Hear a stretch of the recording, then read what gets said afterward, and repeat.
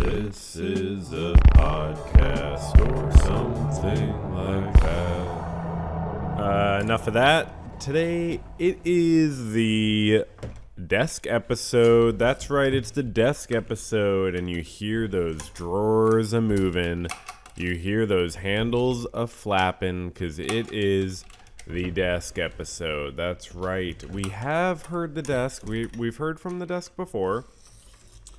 No, I do not know the episode number offhand where we previously heard of the desk. And by the way, it's episode 56 today and forever. But we have heard from the desk once, but today it is the desk fully introducing us to the desk episode as only a desk can. And you're about to understand why it is the desk episode and what that really entails and also means. Hi, welcome to the Verbal Journal Podcast, episode 56. As I said, the desk episode. And it's the desk episode because we have a lot of desks for you. As you know, the sports desk was decommissioned. I believe that was 2 episodes ago, which was about a month ago, if I remember correctly. We can have our can you look that up actually, Reginald? Reginald is my data guy. Reginald says, okay, Sports Desk was canceled 2 episodes ago on February 25th. Yeah, that's about a month ago. Perfect. So the Sports Desk was canceled. Obviously, last week we were following up on that and talking about, and just in the last 2 episodes we've been talking about some other stuff. So it's important to have these segments reviewed constantly, and to have them sort of altered. By the way, it's a Saturday episode. Before I forget to mention, I don't know if this has ever been done. Isn't this wild? Look at this. It's a Saturday. If you're listening to this day of Saturday, Saturday.com. You know what I mean? And why am I doing it on a Saturday? Because I have a friend visiting me. And I was like, I could try to record the podcast with him, on Sunday. But then I was like, no, because then people will like it too much and want me to always have someone else on the podcast. And that sounds like too much work. So, no, and honestly, I would do a podcast with someone else. And my friend would be a good person to do a podcast with. But I was like, I don't know. I don't want to. I'll just get it done, just kind of in and out Saturday. And I had a lot planned, this whole desk bit is just getting going. So what do I mean? What am I talking about with the desks? Okay, so obviously we don't have the sports desk. You're used to that by now. It's been 2 episodes. No big deal. That's fine, right? But we have a lot of new desks, and by we, I mean I. A lot of new desks, okay? I believe last week I did a tech desk, right? I don't have it right in front of me. I could have prepped better, but there was some tech talk, I believe, right? Forget what it was. I'm trying to see. No, I usually delete things after I talk about them. I do re-listen to episodes sometimes, just to try to get a feel for what I'm doing here. But and because I sometimes find my jokes funny, and I want to re-listen to them and be like, was it actually funny, or am I just kind of proud of myself? So, anyways. New desks, but also some, elaborations of previous desks. So let's start it off with that. The tech desk. Okay, first desk up. Fuck. Oh, that's not good. I just messed up the title the first time. Tech desk. I'm sorry. I have a lisp. My boss here at Verbal Journal Podcast refuses to acknowledge that I have a lisp. So it's just like they name these segments very poorly. Even the word segments, I was like, can we stop using that word? It's like uniquely difficult to say. And they're like, you have a hard time saying every word. And I'm like, okay, fine. Tech desk, first desk. The tech desk is here. Hello. Today on Tech Desk, we're going to be talking about TikTok. People are talking about TikTok, the app. It's been banned for life. Lifetime ban of TikTok, banned permanently everywhere, I believe. So the company is going into hiding, and the executives are now on the run. This is as of March 15th, so this is 8 days ago. Something might have changed. It says they went into the forest.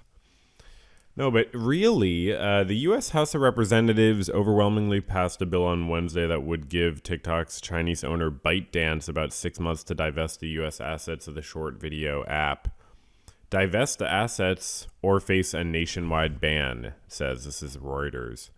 Here is a look at the effort to ban the app. Why are U.S. officials trying to ban TikTok? Because they warn its management is beholden to the Chinese government. That does sound racist just on the face of it. I just know that's what people, have said about different, I don't know what word to use, ethnicities. I mean, feels like an outdated term, but, people saying that Jewish people are loyal to other governments has been a thing historically. People saying any sort of like racial or ethnic minority group is faithful to a foreign nation. It's just sort of the easiest. I think in a way, xenophobia is almost like the most fundamental bigotry in a way. I feel like it's more fundamental and like basic to many people's patterns of thinking, even more so than like racism specifically. Just like xenophobia, not the phobia part. It's kind of a weird term because sometimes people will be like, I'm not afraid of immigrants. I just think they cause harm. It's like, oh, right. Okay. So phobia doesn't mean that particularly. It's just a term. But yeah, what's a better term? Like reactionary sort of, I guess irrational reactions to immigration just seem like the biggest influence in terms of people's bigotries. People have a whole forest of bigotries, and these are only the tallest ones. I was just thinking about that because I'm reading this Mark Rothko biography. We're going to come back to this later when we finish the desk part of the episode. Maybe it's part of the desk part. I forget exactly. But because he immigrated when he was 10 from Russia with his mom and his brother and sister, I think, or maybe his brothers were already there with his dad, who had been there for a bit, to Portland, and they immigrated from Russia. And, and then he didn't even become a citizen until he was like, it was like, I think 1939 or something, when he was 36, or it might have even been later. Like, he didn't become a citizen until that long into his life, which I thought was crazy. I had forgotten that he wasn't a citizen yet, because he had gone to Yale and shit. Like, he had like done, he had gone from Portland to Yale, like, and then I guess he just like, you could just get into Yale back then or something. But, and then I don't think he graduated, he dropped out, and then he went to New York and, tried to make it as an artist. And hey, it worked out pretty well for him, but I'm not at that part yet. Anyways. So they're trying to ban TikTok. They think, and I don't use TikTok, and I haven't looked at the evidence here. I mean, at the end of the day, obviously there's racism and xenophobia in these sorts of accusations that people are loyal to foreign governments. But this is literally, I'm sure this company is literally controlled in part by people related to the Chinese government, right? Otherwise they wouldn't be saying this, right? TikTok, I mean, yeah, is that what they're saying? Or am I just what's the argument? Officials in both political parties have raised red flags about TikTok, along with other issues ranging from connected vehicles to advanced artificial intelligence chips to cranes at U.S. ports. Okay, so those are just unrelated things. On the other side, many younger voters oppose the ban because they use the app to express their views and follow politics. Yeah, I don't understand how you can just do this. Like, this seems like a very bad precedent. I don't understand how you just ban a company. Like, our government, that's the thing, like, what the U.S. calls libertarians. It's libertarian means something slightly different in the rest of the world, is my understanding. But in the U.S., when we talk about libertarians, we mean like sort of conservative-leaning libertarians, as much as labels can be applied, where like people will be like, oh, I want there to be no government. And the sort of, but I just want business to have free markets. And the thing they don't understand is that like the markets have never been free, and the markets have always worked with the governments to work hand in hand together. So like if you want no government, then you have to understand that the markets will probably look different than the way they, you might ideally want them to. I don't think you can have, like, because if you have companies that get big enough, I feel like they become governments. I don't know. Maybe I'm just talking out of my ass. But it's like you literally just form an integration between the large companies and the governments. I feel like you almost have to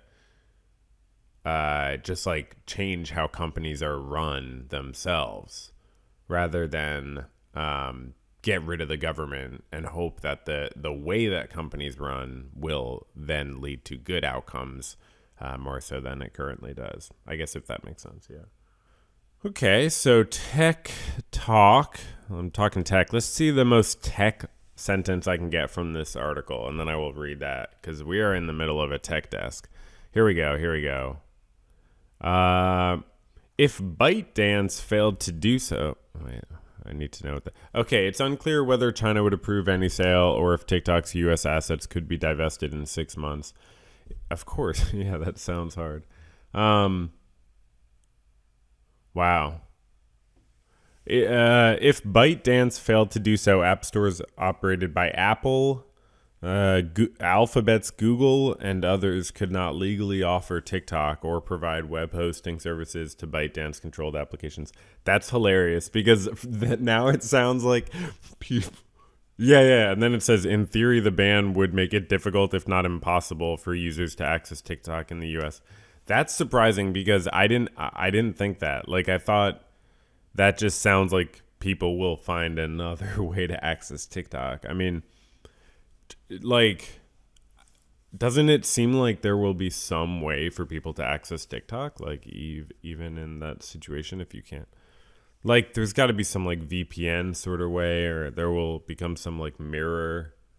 So, I don't know. Maybe it'll be a Barbra Streisand effect. But, obviously TikTok does cause lots of negative outcomes. And, I know that people get really hooked on it, and it's a huge waste of people's time. And so I frankly do like the idea of the government banning TikTok, but not for this reason. Because like every company, so many companies have deep ties to foreign governments. That's for sure.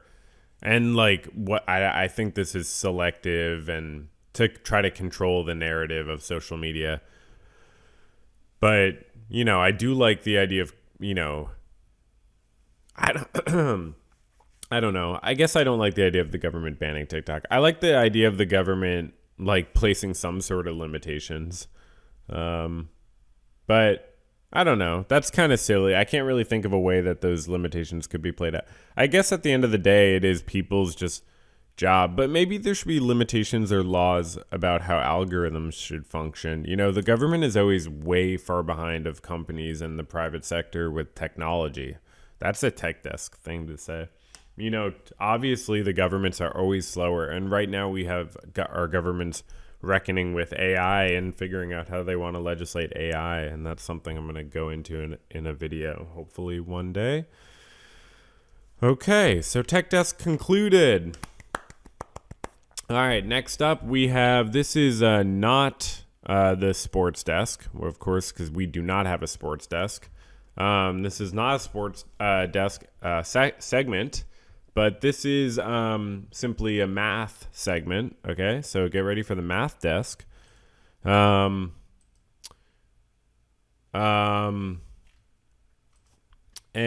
so the math desk is here's an article. It's on some website. Don't worry about which one. It says how one fan came close to a perfect March Madness bracket. So this is about the odds of getting a perfect March Madness bracket, and odds being a mathematical concept. This is from 2019. The article is recent, but it happened in 2019. The Quote, the possibility of getting every game right in a March Madness bracket is often reported as 1 in 9.2 quintillion. But that figure is slightly hyperbolic. It's computed by assuming all 63 games are coin flips, when in reality, quite a few NCAA games have much higher percentages in favor of one team. The actual odds of a knowledgeable person picking a perfect men's bracket are closer to 1 in 120 billion. So that's a little bit better odds on that front instead of 1 in 9.2 quintillion, which is not a number you hear all that often. And no, I don't know how many zeros that is because, the math desk is just getting going. I will know that stuff in the future for sure. For sure. But that figure is slightly hyperbolic. Yeah, I read that. And guess what? It's not getting any easier. Despite advances in analytics, accessibility of watching games, and more experts than ever, the variance of men's college hoops has never been higher. Yeah, I find that very fascinating, that it's not getting easier. You would think, oh, maybe it's getting easier. It's not. The rise of the three-point shot has played a huge part for sure, but so has the transfer portal and the NIL. Don't know what that is. Injured list or something? Number one seed hadn't ever lost in the first round of the tournament than it happened in 2018 and 2023. A 15 seed has won in the first round 3 straight years. So that's, when they say a number one seed losing, they're obviously talking about a 16 seed winning. So then they move on to say a 15 seed has won in the first round 3 straight years. Wow. Very hard to predict a 15 seed winning, in the first round. Let alone a 16 seed. But it's happened 3 straight years of 15 seed. A first in the NCAA history. Wow. And last year's men's tournament featured a Final Four of number 1, 2... I'm sorry. Not number. No. Last year's men's... Sorry, the math segment is getting fucked up. Last year's men's tournament featured a Final Four of no 1, 2, or 3 seeds, which hadn't happened before. Wow. No 1, 2, or 3 in the Final Four. The guy, by the way, this guy who predicted the first, he guessed the first 49 games correctly, which is about 80% of them. So he guessed 49 games correctly in this bracket. It's first round is 32 games. Second round is 16 games. So he did the first 2 rounds and a game. He guessed the whole first 2 rounds of the NCAA tournament correctly. And get this, he barely remembers filling out the bracket. You read this article, which is on a math website, okay? ESPN is a math website, I believe, in this case. And you, you read it, and he got contacted by the NCAA after he got the first 2 rounds right, I think, or as he was getting it right, because he had filled it out on some, official. It has to be an official website so they can register you have it or whatever. I don't know how it works, but they just have to register that you filled it out before, obviously. Link it to you or whatever. And he filled it out, I guess, he thinks he filled it out just in the morning when he was sick and really quickly, but they contacted him and he was giving interviews and he just didn't even remember. He was kind of remembering but kind of unsure. So he barely remembered filling it out. It's just so funny. So math desk concluded. Okay, so now next desk, okay? Next desk, we would never talk about a sports desk, obviously. We don't have a sports desk here. That's not something we have. There is no sports desk. But our next desk is the business desk, okay? Let's talk business. So there was a recent hiring and firing, I should say. Let's read this article. Okay, it's on the same website. Let's read this business article. It's on a business website. It says, Dodgers fire Shohei Ohtani's interpreter amid allegation of, quote, massive theft. So this is the interpreter for an employee of a large organization, Shohei Ohtani. And he was, the interpreter was fired because, sometimes employees need an interpreter if they speak a different language other than their organization's main language. So his interpreter was fired after, quote, questions surrounding at least 4.5 million in wire transfers sent from Otani's bank, that's the employee, Otani's bank account to a bookmaking operation set off a series of events. Ippei Mizuhara, the longtime friend and interpreter for Otani, incurred the gambling debts to a Southern California bookmaking operation that is under federal investigation, multiple sources told ESPN. Wow. How he came to lose his job started with reporters asking questions about the wire transfers. Initially, a spokesman for Otani told ESPN the slugger had transferred the funds to cover Mitsuhara's gambling debt. The spokesman presented Mitsuhara to ESPN for a 90-minute interview Tuesday night, during which Mitsuhara laid out his account in great detail. However, as ESPN prepared to publish the story Wednesday, the spokesman disavowed Mizuhara's account and said Otani's lawyers would issue a statement. In the course of responding to recent media inquiries, we discovered that Shohei has been the victim of a massive theft, and we are turning the matter over to the authorities, read the statement from Burke Brettler, LLP. The spokesman declined to answer any further questions, and the statement did not specify whom they believe perpetrated the alleged theft. Wow. ESPN had reviewed the bank information showing... ESPN is a business investigation outlet. It says ESPN had reviewed bank information showing Otani's name on two $500,000 payments sent in September and October. So, okay, I mean... Whoa, and then it says, while sports betting is legal in nearly 40 states, it remains illegal in California. That's interesting from a business standpoint. So the government does not allow sports betting in California. Government-regulated sports books require bettors to pay up front for their wagers, while illegal bookmakers accept bets on credit. Oh, okay, so it is legal, but people just have to pay up front for their wagers. So what does that do? Why should the government do that? Well, if the government forces that to be how business transactions work in a gambling setting, that makes it so people are less likely to gamble recklessly because they have to pay the money up front. They can't just follow their whimsy and their whims. Their whimsy and their whims are going to lead them down a road where they're not going to win. And they're just going to lose because, ultimately gambling is a losing game. And you have to believe in the supreme power of anecdotal evidence to ever try to rationalize gambling. And I've taken a strong anti-gambling stance on many episodes, actually, on this podcast, because it's something I'm kind of interested in, from a mental health standpoint. And I've worked in addiction recovery, and gambling, I still don't believe it's not in the DSM-5 TR. So maybe in the DSM-6 they will add gambling addiction or problematic gambling disorder. I think they have it as like a condition for further study, but it's obvious that gambling addiction is a real thing, obviously, and people do get treatment for it. It's just good if it could be diagnosed and like more further understood, because really we have companies just like basically selling fentanyl to people. It's just a different form. I think it's messed up. So yeah, at the very least, paying up front for your wagers, that's a good idea. I mean, yeah. So, yeah. Yeah. Okay. So, but that's just the beginning of this story. Okay. This article is from several days ago. Then we have the next development in this business article. It says, 4 burning questions about Shohei Otani's interpreter's alleged theft and gambling scandal. So we're not going to read those questions. Just know that there were 4 of them. Next article is back to the business outlet. That was a USA Today article.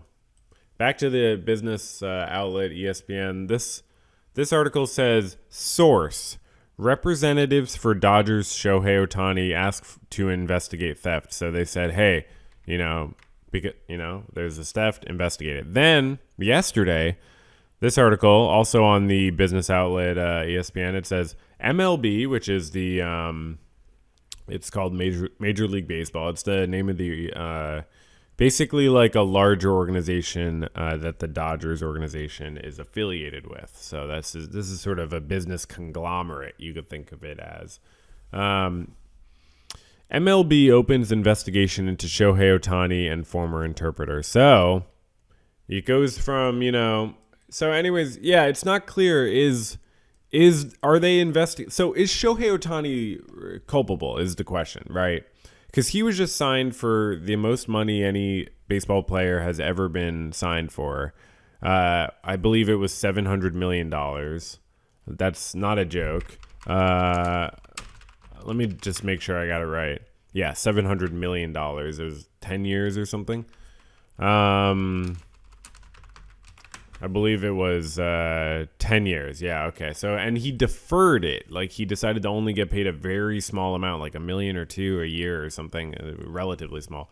And then deferring, like, a lot of it towards the end. And that was seemingly so that the Dodgers wouldn't overcome the salary cap, which is a sort of it's almost like a government regulation, but it's not from a government. It's a private organization regulating how these sub organizations like the Dodgers can spend their money. So it seemed like he just deferred his salary so that they wouldn't overwhelm the salary cap and they could get a lot of other great players. But it was strange. I have no idea if this has anything to do with that. But anyways, they're investigating him, and his interpreter and trying to figure out how that money was spent. So, unfortunately, this affected me, and I'll tell you how. As we introduce our next segment, our next desk, which is a permanent, it was a permanent fixture on the podcast. The fantasy segment. So the fantasy segment is back as the fantasy desk. Yes. Well, welcome back to the fantasy segment. It is now the fantasy desk, okay? And this is not sports, again. We don't talk about sports on this podcast. The sports desk has been canceled. My bosses have been very clear with me, no talk about sports. We would never talk about sports on this podcast. I'm not a sports YouTube channel. I'm not a sports guy. I don't know about sports, so, I don't play any sports, so we don't talk about sports. But on the fantasy segment, we talk about fantasy baseball, which is not, I know that seems like, but no, it's not about sports. It's about fantasies. And I'm very passionate and interested in fantasies and what fantasies are. I think fantasies are very cool. So I did make a fantasy baseball team, and I'm in a league with my friend and a bunch of his friends and family and people, and it's great. We did it last year. I talked about it on the podcast a lot, and I will continue to mention it every episode. I will let you know how it's going. We did the draft, which means we chose our players for our team, and this was last night, so I chose my players. I actually prepared for it. I spent like 30 minutes going through, the list of players as, because we do it through ESPN, and they have a great interface, and they actually have all this data and they rank the players for you, but then you can re-rank them yourself. So you can have it kind of ready and easily accessible during the draft, which is timed. You only have a limited time to make your choices and it's live. You're like drafting players. Everyone's on their computer. You're like drafting players. So you have to kind of be ready a little bit. And then you want to get like one of each position, and then some players play multiple positions. So you want to get good overlaps there, so that if one player doesn't have a game on a particular day, another one does, and they can slot into that position. There's a fair bit to think about. So this being my second year, I prepared for it a lot better, and I was ready. But I wanted to get Shohei Ohtani, but then the day of, and he's the best. He got the most fantasy baseball points of any player last year, like by a lot, by hundreds. It's like he's so good. And it's not clear to me if he's going to pitch this year. I think he's not. But because he pitches and hits, which is crazy. It's like Babe Ruth status. Like, he's legendary. But yeah, so it's really unfortunate, though, that like the night of my fantasy baseball draft, there's this article that, yes, Shohei Ohtani is under investigation. So if he got caught doing this, he signed for $700 million. But if he did do some huge impropriety, like, you have to think he just wouldn't, play for a while. So it's a huge risk to pick him in the draft where there's a lot of good players. You want to get a good player. You don't want to waste a draft pick on someone who's going to be out and like penalized for something. But my pick was 9th in the draft out of like I want to say like 14 or something. I don't know how many. It's like maybe 12 or something. Yeah, no, probably 12. I think there's 12 people. Maybe 14. No.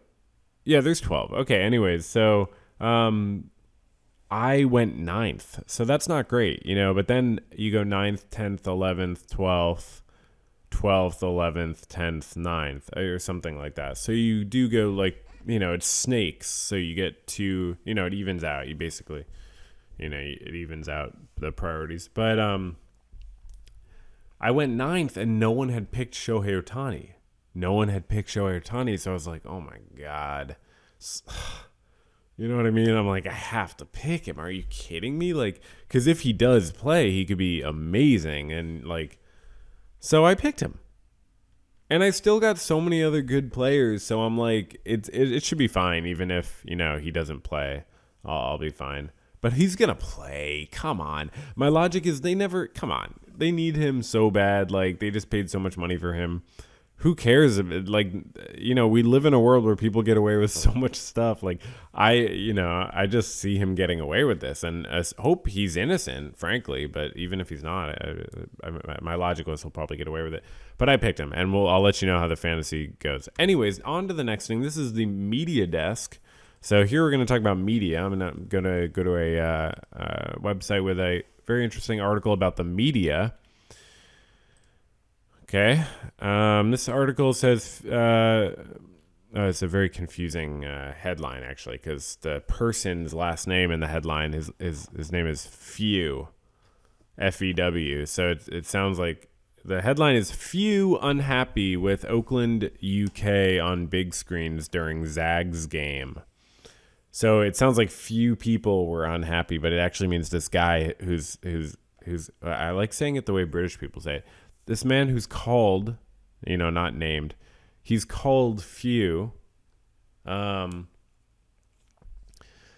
It's about him. So Few unhappy with Oakland, UK on big screens during Zags game. So this is a media article. This sort of is about how we interface with the media. It's on a website with articles about the media. It says Gonzaga coach Mark Few was not pleased that the Oakland, Kentucky nail-biter was shown on the big screens above the court during the Bulldogs NCAA tournament game against McNeese on Thursday evening. So basically there was a basketball game, which the media covers basketball games. That's something that the media covers.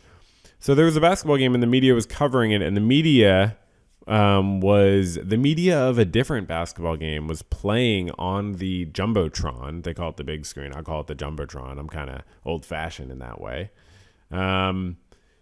It was playing on the Jumbotron at a different basketball game. So there, it's just wild. That's just hilarious. And then apparently it was like really disruptive. Like Oakland's upset, it says here. Oakland's upset bid. This is the one being pumped in via the media on the Jumbotron. Oakland's upset bid caused loud reactions from the fans inside the Delta Center while the McNeese-Gonzaga game was unfolding in front of them. At one point, McNeese's Christian Shoemate was lining up to shoot a free throw when an explosion of cheers broke out because Oakland's Trey Townsend had a steal on the Jumbotron. Anytime Kentucky made a mistake or Oakland did something to hold on to its lead, the crowd got loud. A "Here we go, Oakland, here we go" chant even broke out.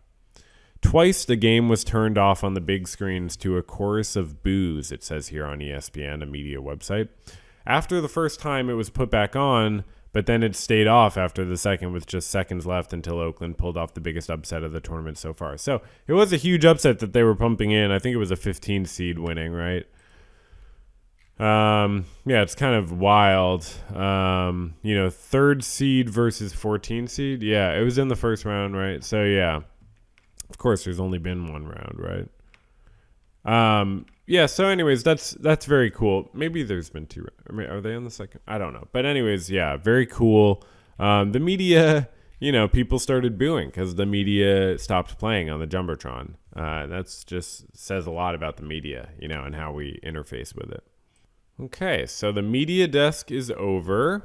And now we are on to the news desk. All right, let's go on to the news desk. Okay, here we go. This one's actually not on ESPN and doesn't even involve anything related to that. So this is Fault Lines Exposed, an international consortium of investigative journalists, one of my favorite organizations.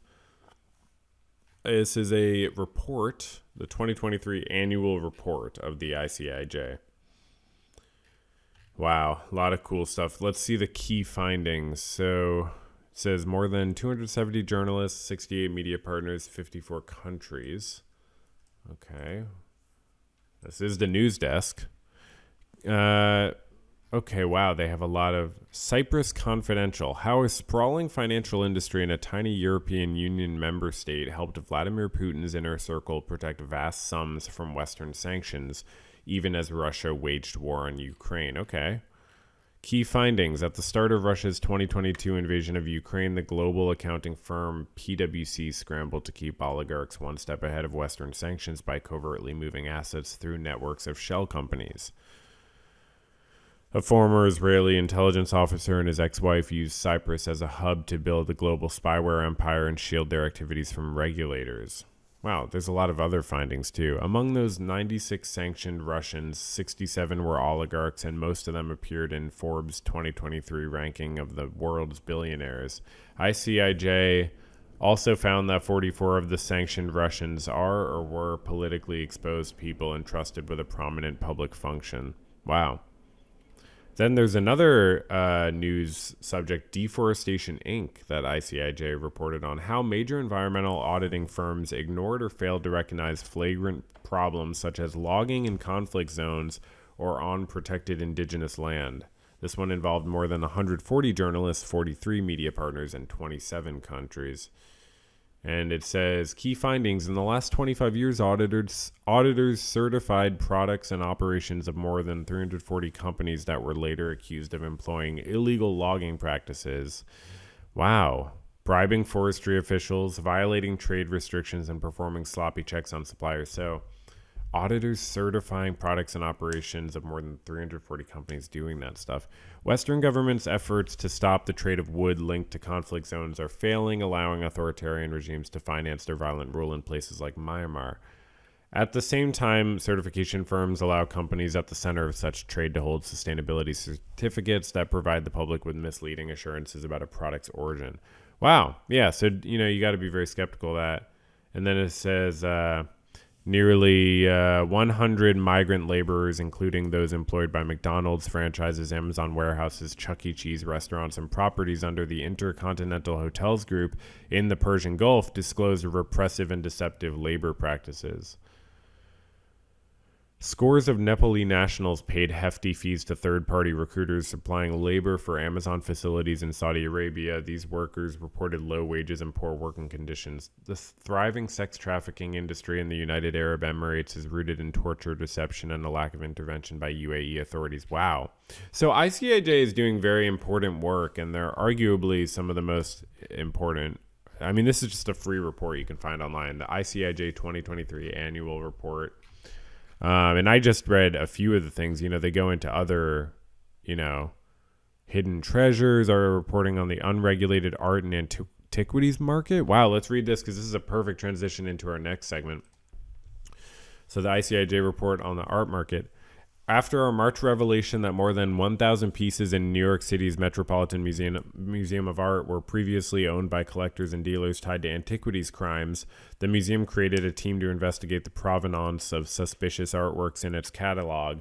The Met said it will return works the team identifies as unlawfully obtained. The Met later agreed to repatriate 2 ancient sculptures to Nepal. One of them had been featured in ICIJ's investigation.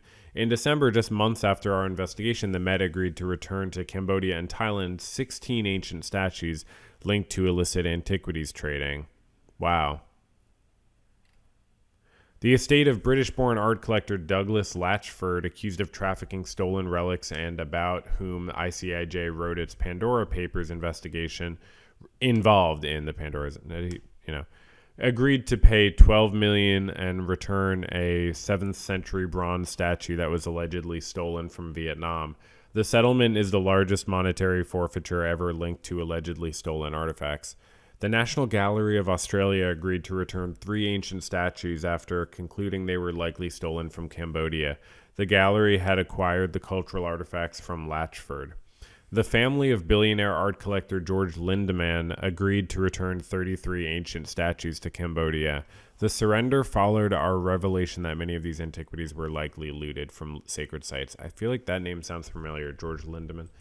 I've been reading a lot of artist biographies, as you know. So yeah, that was fascinating. That, the news desk transitions perfectly into the art desk. That's right, folks. We are at the art desk time. Let's hear it from the desk. All right. Okay, so the art desk.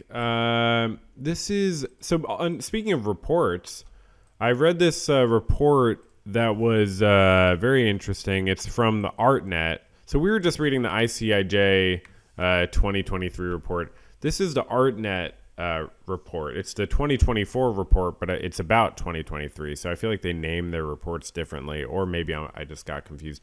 But this is the ArtNet 2024 report about 2023 and comparing 2023's art market with other years of art markets. And this is like a pretty high level report. Like, it's mainly about auction, or like it's about actually a lot of different metrics, but it's mostly about auctions. And they look at Sotheby's, Christie's, and Phillips, the three big, or the big three auction houses, which are all based in New York City in the US of A. And these are auction houses that sell works from $10,000 to $100 million, and regularly sell things for more than $10 million. Like, it's just like they sell all the different types of art, and they have auctions, and it's, and one of the main articles in this report by ArtNet was about the sort of theatrics of these auctions and like what goes on behind the scenes of the theatrics. Very fascinating. But anyways, this report says, basically 2023, the art market, contracted fairly significantly from years prior. So it says sales of art worth more than 10 million. So that's the highest level, So specifically looking at that, just like the crazy most expensive art, it says sales of art worth more than 10 million dropped by about 40% in 2023. And it says every sector contracted in 2023. The most pronounced decline after Impressionist and Modern was in the ultra-contemporary category, which is people born after 1974, which shrank by 26%, that market in 2023. This might be the world, yeah. Speculators who gambled on the work of young artists during the pandemic have begun to slow down or back away, experts say. The category saw minor growth only in the lowest price brackets, under 10,000 and 10,000 to 100,000. So the under 10,000 price bracket and the 10,000 to 100,000 actually saw growth in those markets, but the completely overpriced parts of the market didn't see a lot of growth. So I mean, what's my opinion? So I'll just say, money is obviously fake, and we shouldn't need it to meet our needs, but we do in this world as of now. So I have art maybe the best thing I've ever painted I would want to sell for a lot when I eventually finish it, like $10,000 or something. I mean, I do think it makes sense if you spend hundreds of hours on a painting, which I haven't really done, but I feel like I'm working up to that. I've just been getting a little bit more into painting. So I was like, okay, well, theoretically you could charge that. And you could, I don't know. I think once you start getting over $1 million, I think we're talking about, it's pure exchange value at that point. There's no even the status of the piece you're not even paying for that anymore. I think the first thing to sell for $1 million was Jasper Johns painting, right? First painting to sell for $1 million. I believe it was a Jasper Johns. Is it not? Well, he broke some. He broke some record. Yeah. Here we go. The Whitney Museum purchasing Jasper Johns for $1 million. Yeah, and that was from Leo Castelli, right? Because I read about that. Yeah, here we go. Painting by Jasper Johns sold for $1 million, a record. The Whitney buys a Johns for $1 million related to. Yeah. So and I believe it was view full article. Yeah, of course I want to view the full article. Why would I not? I'm looking it up. You know what I mean? Don't make me call the news desk on you. Times. Yeah, it's it's a good painting. 3 flags, $1 million. Like, so I don't know, and it's obviously arbitrary for me to like choose a number at which it becomes just absurd speculation. Whatever. I can't get this article. I don't know. But yes, I don't know. I feel like $1 million, once you get over that, and obviously it changes from time to time, you're talking about people just purely buying an investment. And I think if you are genuinely, like, there are obviously many people buying art that from their perspective, they're buying art because of the qualities it has as an investment, which is it's a completely different motivation. Like, if I sold a work for a ton of money to someone, it would be because they could sell that for a lot of money to someone else. So that is exchange value. Like, and that would be the only real justification. But at a certain point, it's so that that person can put it in a museum, or something. Like, theoretically, the goal is not to just have a rich person have your work in a controlled environment hidden from the public, right? That's not success. I'm sorry. Success as an artist is to have your work permanently displayed in a permanent collection open to the public, or at least in a private collection that's open to the public, or, like, that to me is a measure of success. The more publicly available your work is, the more successful you are. And I think that's a fairly objective way we can look at it. Just one of many. But if you're looking for objective measures, I feel like that's one of them. And that's a conclusion I've come to, at least, is that, like, that's a measure of success, to have your stuff in a permanent public collection that's, viewable. So with that being the goal, why would it ever be good for a piece to be valued at an absurd price? Why would that be good? Why should we ask our institutions to pay absurd prices? Do we want to pay absurd prices to access our institutions? No. So it's just a little bit illogical, like, to want a piece to be like, I want to charge so much for my art that I don't have to do any work I don't want to do, right? That's the dream. Like, to get, still get some passive income from YouTube. Like, if that was like a bunch more, like, that would be cool. I still like doing my work as a therapist, but, like, the goal is to work as much as you want to. That would be, I feel like that's the goal. I don't know. I'm not speaking for everybody, but I think that's a lot of people's goals. So to do that with, like, painting, for instance, you have to sell works for a lot, because you can't just treat yourself like you're working $20 an hour, when there's a lot more that goes into painting. And if you really want to do painting in a serious way, you need to make enough money from each painting that it really makes it worth your while, just realistically. Unless you have to take care of yourself and meet your needs. So basically, that would be, you do have to get 5 digits. You do have to put probably 5 digits on some paintings, I would think. I don't know. I guess if you do a lot of paintings, you could just get 3 or 4 digits on them and you'd be fine.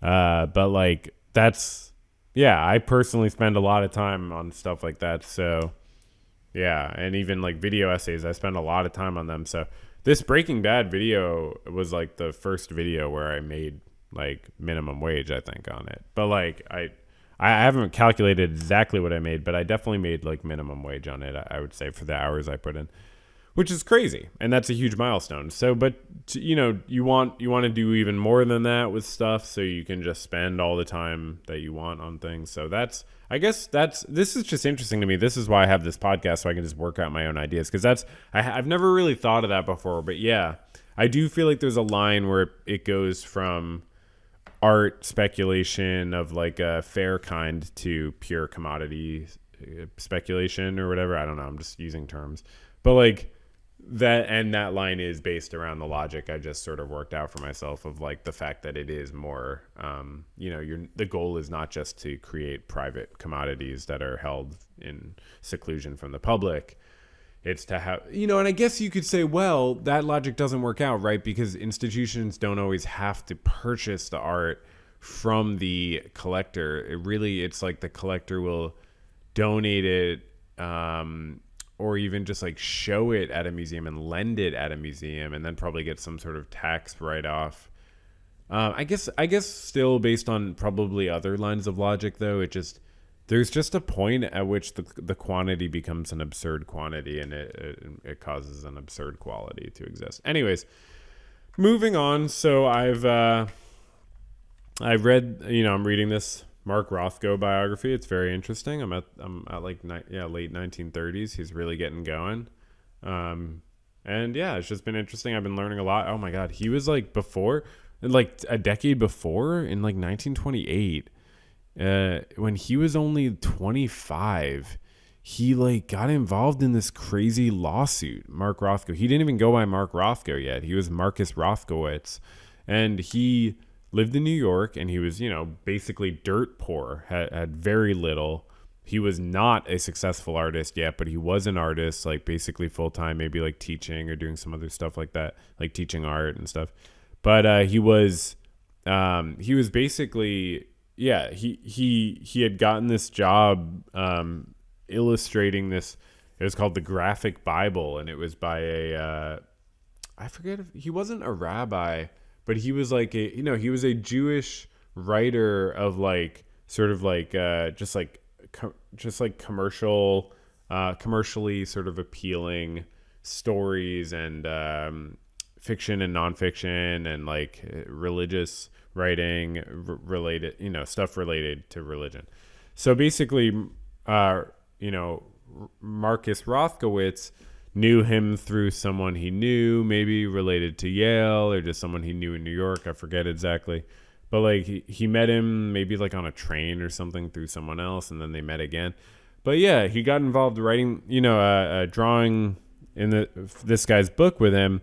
And then like just because of how he like wasn't paid the full amount he said he would be paid and didn't get a percent of the royalties like he said that he was told he would get. He apparently didn't get it in writing. And like this, and like some of his wages were delayed and stuff. And apparently because of like this other stuff, he sued the guy to get his full payment. And it turned into this like horrible experience for Rothko, where he was just like kind of humiliated. He lost a case. He was like publicly in these court transcripts, like cross-examined. Basically the value of his work was just under question the whole time, and like whether he was just copying what the guy told him to do. The irony being that the guy was telling him to do stuff that he was himself copying from other people or himself. But then Rothko would take those, copied ideas and like draw them and even put a little spin on them. But in court, they just argued that he didn't do enough creatively for, for his value to be meaningful. Like, which I don't even understand. And then I guess Rothko just didn't get shit in writing because he was naive or something. But horrifying. Like, who knows that about Mark Rothko? That when he was 25 and dirt poor, he was publicly humiliated in a lawsuit he initiated and then lost against a guy he worked with who was like 10 or 15 years older, who was like kind of a dick and like plagiarized himself weirdly, which is still like wrong. Like he would publish things and then he'd publish them again, apparently, like similar sentences and stuff he would just reuse, like, which is strange. Anyways, allegedly I heard someone say that Slavoj Žižek did that as well, like plagiarized himself. Like, it's a strange move. Anyways, Rothko, I think, deserved to win that lawsuit, but he also shouldn't have initiated it and also should have gotten stuff in writing. But okay, so I'm still reading it. He's a very interesting artist, and it's, interesting reading about his life. And Next up, the Grinds My Gears segment. We had a great Grinds My Gears segment last week, or should I say 6 days ago on Sunday, because today's Saturday. The Grinds My Gears segment. Today today on the Grinds My Gears segment, and we're done with the desk stuff. Okay, so no more desk stuff. Today on the Grinds My Gears segment, you know what really grinds my gears?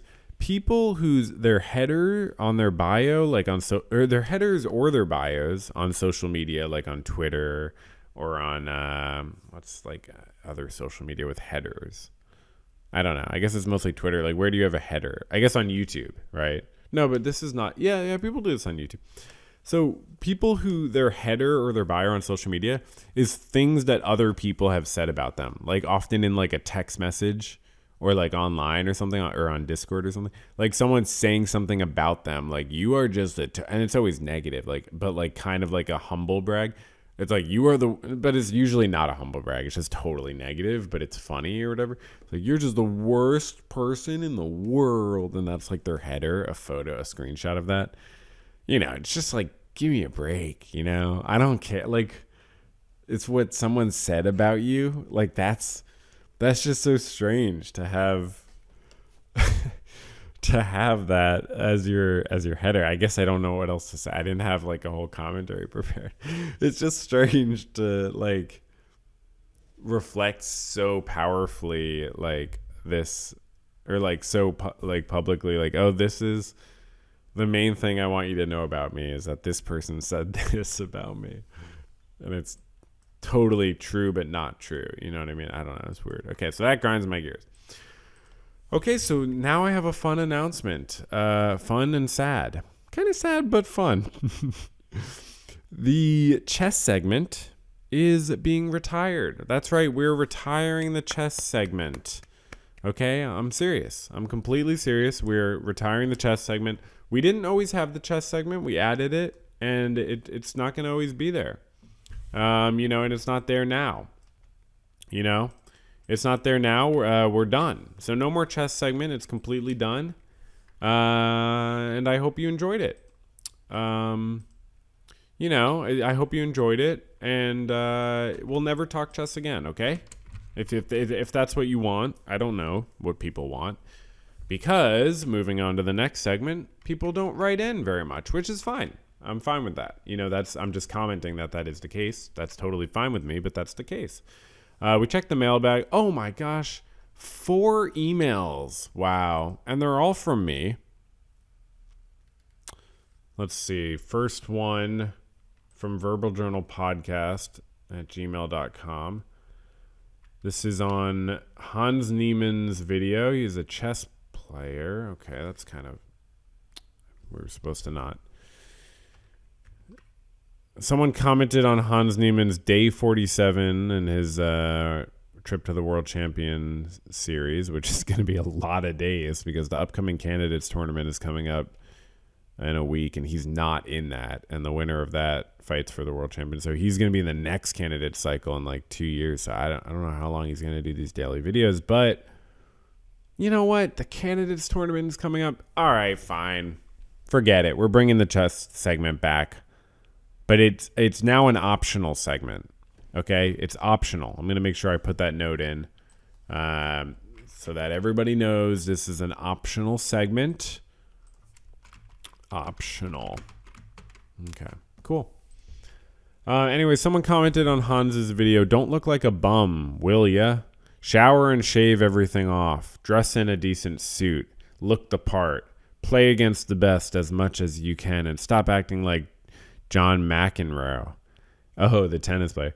"Get a decent haircut. Love the passion for chess. Don't ever lose it." And Hans hearted that comment. Hans hearted that comment. He clicked love on that. He clicks love on every comment. Okay, another comment someone left on his video is the reason why the channel is dead. So Hans in the video said the channel is dead, which, you know, he's getting a lot fewer views as I've talked about. But this person says, the reason why the channel is dead is that you use your name as like you are talking about someone else. Try to use me, I in the title so people can know it's your own channel. Yeah, because the title of this video is reacting to Hans Niemann. clips or something, reacting to Hans Niemann something. I didn't take a screenshot of the whole time. But that's, yeah. And I think I've heard Hans Niemann verbally refer to himself in the third person. But yeah, that's a good point just for SEO. I mean, yeah, why doesn't he...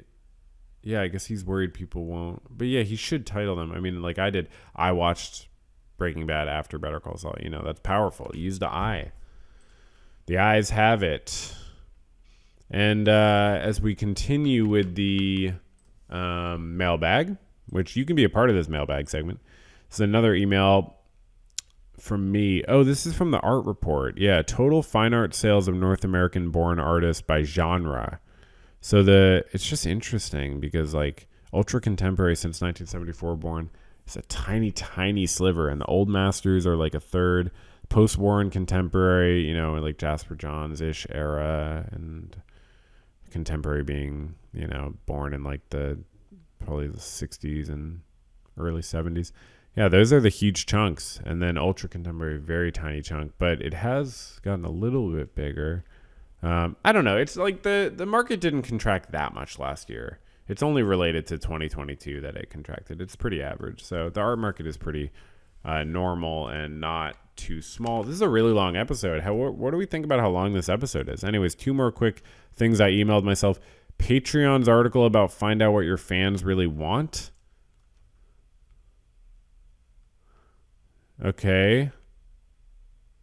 I don't know. That sounds... Okay, fine. Let me see these tools. Okay. What are they? Traffic.